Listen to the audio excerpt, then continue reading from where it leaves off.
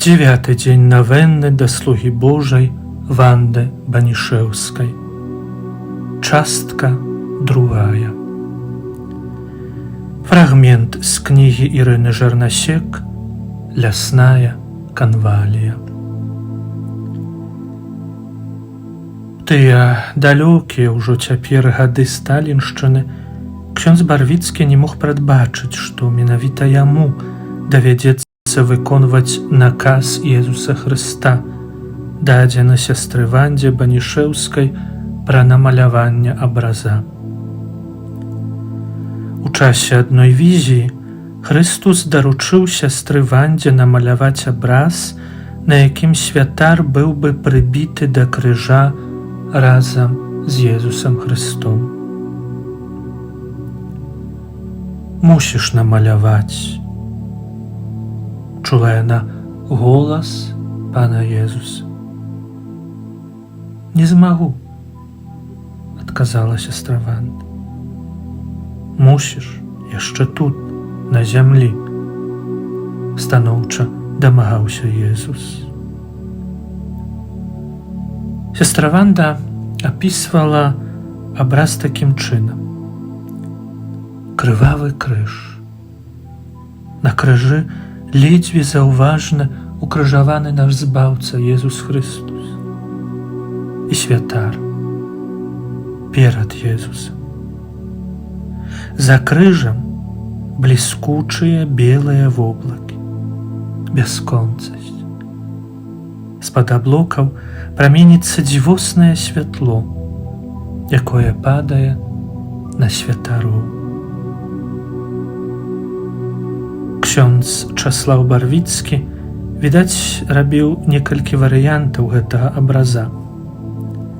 Захаваўся фотаздымак, на якім ён сам сфотаграфаваўся разам з напісаным абразом. Але у генеральным доме сясцёр Аданёлаў у Констанціне-Язёрнай, непадалёк ад Варшавы, захоўваецца іншы варыянт абраза, напісаны таксама ксяндзом Барвіцкім. Дзякуючы яму, сястра Ванда Банішэўская зрэалізавала прагненне Езуса перад сваёй смерцю.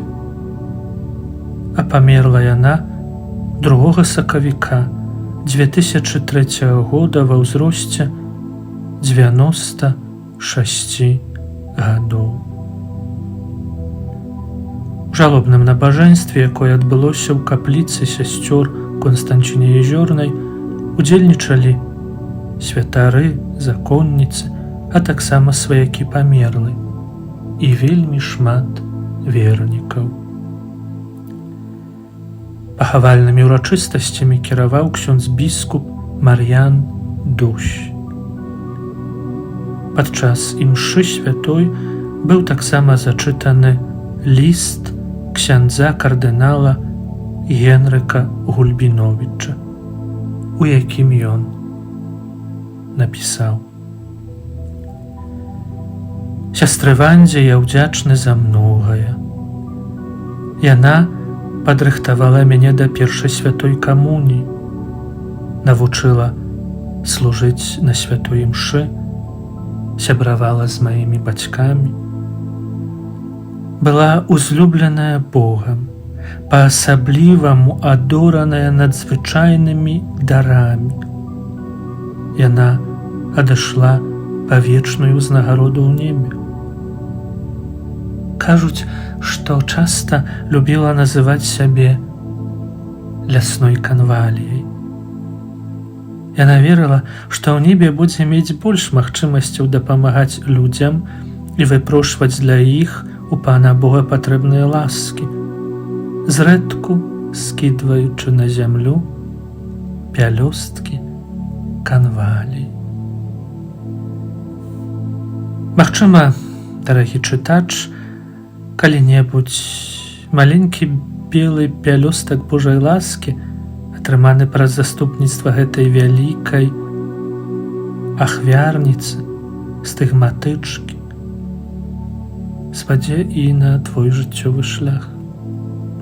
Тым больш, што Wanda Banishewskaja narodziła się jak i my z Tobою na naszej szmatpakutnej ziemi i sama cudowna zwiedala za życie, что такое боль, cierpienie i gorycz niesprawiedliwości.